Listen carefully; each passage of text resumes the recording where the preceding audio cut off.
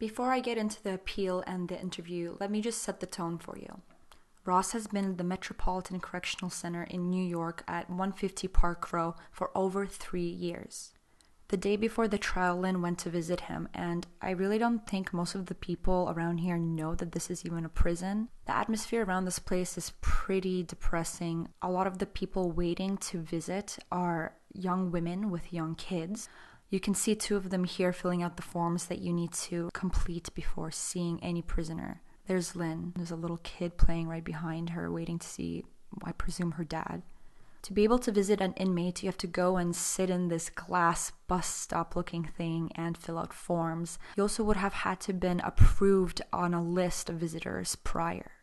The actual appeal took place just on the other side of where Ross was tried. Ross wasn't allowed to be at the appeal, so it was important to go see him and get his morale up right before this very important day in his life. So the judges we got were Newman, Droney, and Lynch. Lynch is actually an interesting judge because when the Snowden revelations came out, he spoke out and said that what the NSA was doing was in fact illegal. So it speaks to his character a little bit. Another just fun fact about him is he sentenced little Kim to 2 years for perjury.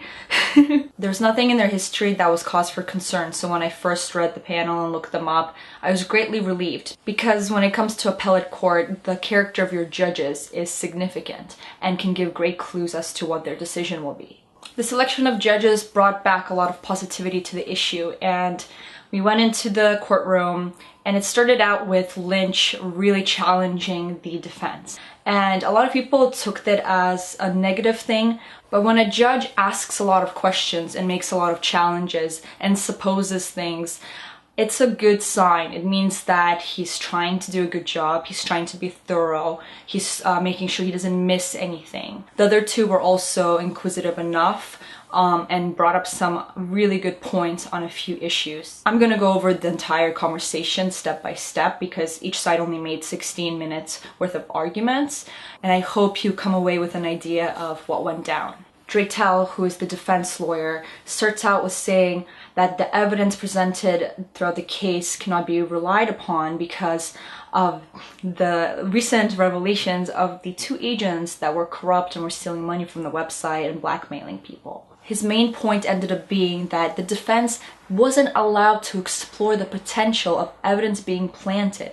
It was not allowed to be argued in court, and the information about the corrupt agents wasn't even revealed until after the trial. The agents were being investigated during this time, and the judge knew it, and none of it was allowed to be presented as an argument from the defense's side. He went over this, but I think he could have done it in a more poignant way. Lynch leans in at this point and very straightforwardly asks, is there any actual evidence that one or both of these agents did anything to the evidence? Draytel went on to say that the assumption that this is likely is not a wild theory due to the agent's conduct, but he did have to dance around the issue of actual evidence.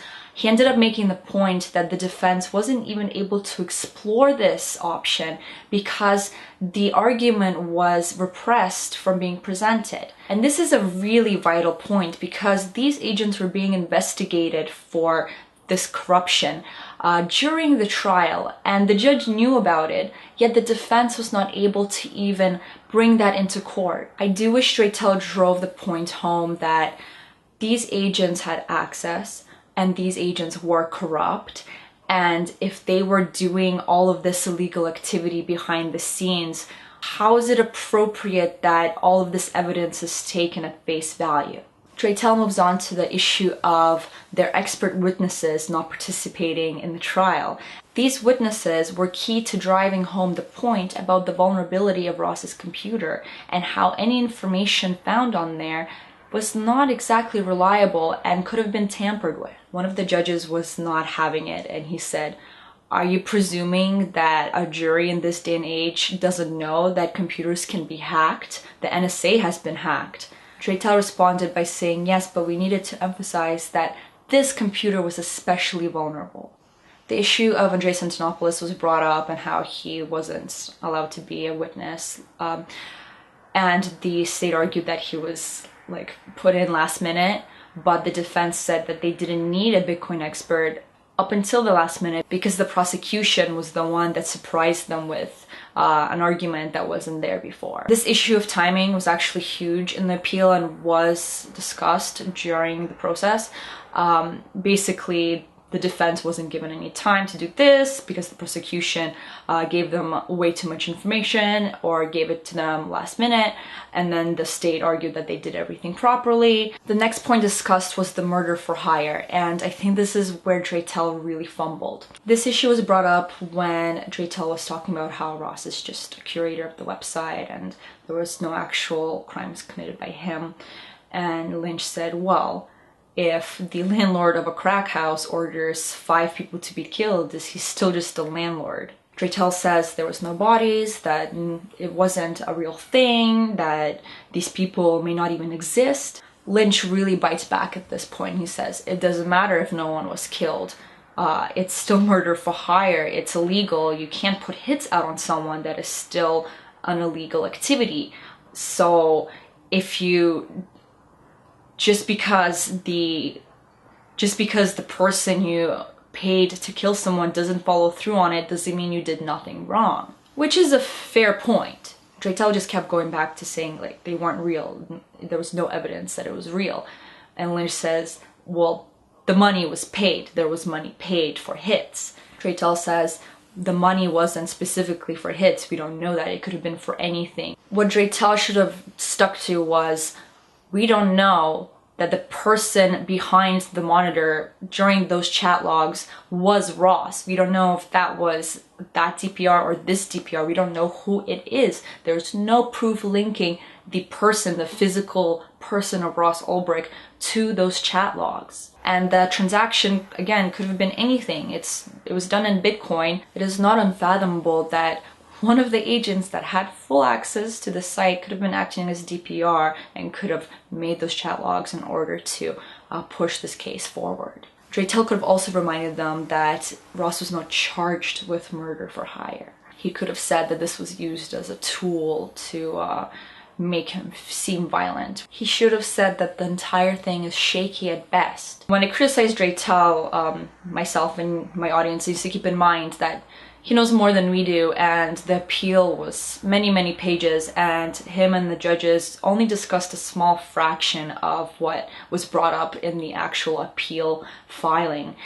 And so maybe at some points he doesn't feel the need to elaborate on those points because he understands that the judges have read that and they know that that is a factor. They get only 16 minutes, so I'll give them the benefit of the doubt in that case, because you don't want to go on about something that you think the judges have an understanding of. Discussion of the harsh sentencing was brought up, and Draytel talks about how only 2% of drug dealers get a life sentence. Lynch challenges him on that and asks, well, what percent of drug dealers are kingpins and have murder for hire and etc., etc. You can't include all the statistics of all the drug dealers because most of them are just drug dealers. That is the only thing that they did. Draytel brings it back and says, well, people who actually have committed murders tend to only get 20 years in this district. Now it's the state's turn to make their argument, and they bring up this quite young woman, and she's very bullish and she really goes for it. And she stumbles a little bit too, but she's quite strong in her opinion and conviction. The first thing Lynch brings up during the state's argument isn't the fact that this treasure trove of evidence could have been planted a reasonable thing to bring up during trial because it could create reasonable doubt for the jury. Why shouldn't the jury hear about this? The state dismisses this, saying that it would have become a sideshow about the 2 corrupt agents. Lynch goes on to say that the defense's major thesis is that the defense is prevented from putting forth arguments about how digital evidence is likely to be unreliable due to security vulnerability. And the state goes on to say that the defense presented no real evidence towards this, and that at best they argued hypothetical abstracts. The state literally said that the defense's argument was that a magical elf was planting evidence and undermining the evidence's integrity. I thought that this was really juvenile. My friend that was also the appeal said that it sounded like a high school debate team or something. The judge sitting in the middle, I believe Droney, asked the prosecution, isn't it unusual for a young man with no priors who never actually dealt drugs except some mushrooms directly to get such a harsh sentence? The prosecution said no, because he was not just a passive administrator of a website. He was a captain of the ship, self-described captain of the ship, and the amount of drugs was unprecedented. So now it gets really interesting. They begin to talk about the sentencing, and Lynch says this. Interesting how you have these disturbing murder for hire claims, and then the sentencing gets hijacked by these overdose deaths. That's where you have live victim testimony of a very heavy nature. Then he brings it back to something that Newman actually brought up during the defense's argument, that well, in any case of drug dealing, we can safely assume that there will be an overdose. Then he says, does this not create an enormous emotional overload? Basically what he's saying is, in every drug dealing case, someone is bound to die of an overdose. Why is Ross being singled out for these overdose deaths? It just so happened that in this case, there was testimony from the victims. Okay, so pay attention to this part. The state responds to this question by saying, we were disproving the defense's assertion that this site was a harm reduction site. Meaning, we only brought this up because the defense brought up that the Silk Road was actually reducing harm. That was the justification. Okay, don't forget I said all that because it's going to be very important at the end. Draytell goes on to say how we don't have proof, we don't have expert testimony to say that these deaths did occur because of a drug overdose. One of the judges actually brings this up when the prosecution is speaking, and he says, was there any factual challenge to whether it was Silk Road drugs? He was basically asking, did the defense bring up whether or not these drugs were proven to have been purchased from the Silk Road? Couldn't have these overdose victims purchase them off the street? Then Lynch interjects and he says, he has this critical and dark sense of humor, and he pipes up and criticizes indirectly the defense by saying, well, the defense was that without a conclusive autopsy report or expert testimony, we don't know that the guy sitting at his computer looking at the message that says his order was being delivered with a Silk Road package by his side torn up and a heroin needle in his arm didn't just happen to die of a stroke. The defense would have been way better off if they just stuck to prove that these are Silk Road drugs. So remember when I mentioned Newman bringing up the fact that, well, isn't it bound to happen that someone will overdose in any drug case? And that Lynch echoed that sentiment later. The prosecution stated that they brought up these overdose victims as a response to the defense's assertion that the Silk Road was a harm reduction website. It seems that it was actually the other way around. Obviously this was written in the appeal because Newman at the very end, this is the last thing they talk about, brings up the contradiction of this. Draytell clarifies. The first time the defense raised the issue of harm reduction was after they were briefed that there will be evidence of overdose deaths. So the state, I can't say lied because I don't know intent, but they were not truthful in saying that the only reason they brought up these overdose victims was as a response to Draytell's claim of harm reduction.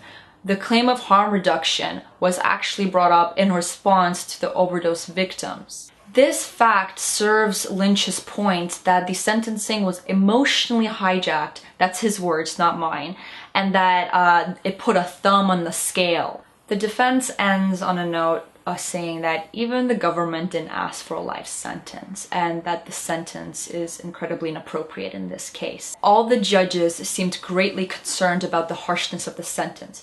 All of them kept bringing it up, and they made it a point to challenge the prosecution on that fact. Lynch spoke a lot and he challenged both sides, and it speaks to his character and his integrity, and I think he deeply cares about the results of this case. I think he understands that it sets precedent, and I think he will be thorough in making his decision, and I don't doubt the other two judges will be as well. Our impression is that the judges will take time making their decision and they will present it in a scholarly format. Okay, what can happen? The best case is that the appellate court will send the mistakes of the trial to a new federal judge. And the mistakes could be the suppression of evidence, the restriction of cross-examination, the preclusion of expert witnesses, the unlawful seizure of the servers, the involvement and non-disclosure of that involvement of the corrupt agents. Take your pick. There's a lot going on here. Second option is resentencing, because the sentencing was emotionally hijacked by the overdose victims' families. Another option is nothing changes. My personal opinion is that there'll be a resentencing and he will get a reduced sentence. Maybe, I really even hate to say it out loud, 10 years to 20 years. Keep in mind the state can appeal their decision as well. If it's resentencing, I think they will appeal. If it's a retrial, I don't think they'll appeal, because the retrial will be contingent on the fact that the evidence wasn't worthwhile in some aspect. So it would be a little bit embarrassing for the state to come back and appeal that if the judges already ruled that this evidence cannot be trusted. I hope that gave you guys a thorough understanding of what went on and what the future holds. And I'll give it over to Lyn. So, oral arguments in the appeal just happened a little while ago, and frankly I'm kind of in shock, just because, not so much anything, conclusions I'm drawing, just because going through that and being back in a courtroom, seeing the prosecutors again, I was really kind of hoping I would never have to do that, and just the tension around that. Ross wasn't there, but of course he was on everybody's mind. Everything's been done that can be done, and we don't know how long it'll take for the judges to rule on this. It could be as long as a year, it could be as short as, well, it could be today if they wanted to. What are the possible outcomes of this appeal?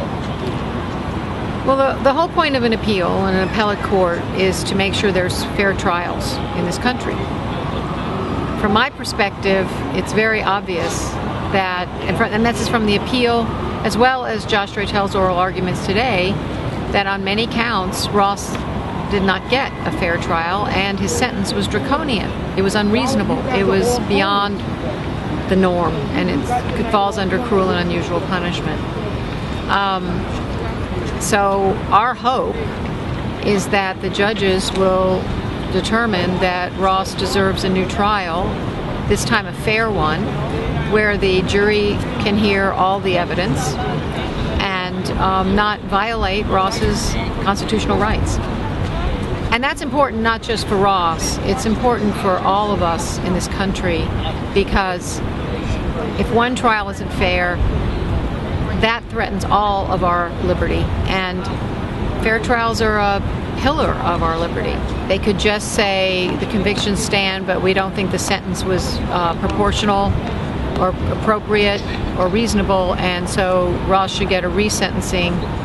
The defense has asked for a different judge in the sentencing, and hopefully he would get one, because kind of what's the point of putting him back in front of a judge who gave him a life sentence for all nonviolent charges. That they could also, and this was not discussed at orals, but it was discussed in the appeal, they could also say that the laptop evidence is tainted because the warrants were general warrants. They've just recently ruled against Judge Forrest on another case where she allowed general warrants, and they said it was unconstitutional. Because the Fourth Amendment requires particularity. They have to specify what they're looking for. They can't just go into your house and rummage around from attic to basement seeing what they can find, which is basically what they did with Ross's digital house, if you want to make the analogy. If it had been a physical file cabinet, it would have been clearly unconstitutional. You can't seize an entire file cabinet. Well, the appeal's contention is that a laptop or a computer is a file cabinet on steroids, so to speak. What can happen also is that they say everything stands as it is, God forbid. So there's all kinds of different potential outcomes here. And we're just hoping and praying for at least one that gives some relief to this just nightmare situation for Ross. So, he's called twice, and I missed his calls. I'm so upset. He's of course very anxious to know how it went. 97% of people plea and don't go to trial in this country. Only 3% of people accused of a crime go to trial, and only 1% of those is exonerated. So maybe because it's so expensive. Well, they're pressured not to as well. And in fact, I've read many places where people agree to say they did things they didn't even do, so they could plea and not have to go to trial, because when you go to trial, you risk having an even worse repercussions and sentences, as we've seen with Ross's case. They call it a trial tax. So it's a fear-based system in a way. I would think that's pretty accurate, that you're afraid that if you do go to trial, you won't get a fair trial. It's all stacked against you. I mean, this is what I've heard and what I've seen. And so people choose to plea. So that, how will we know?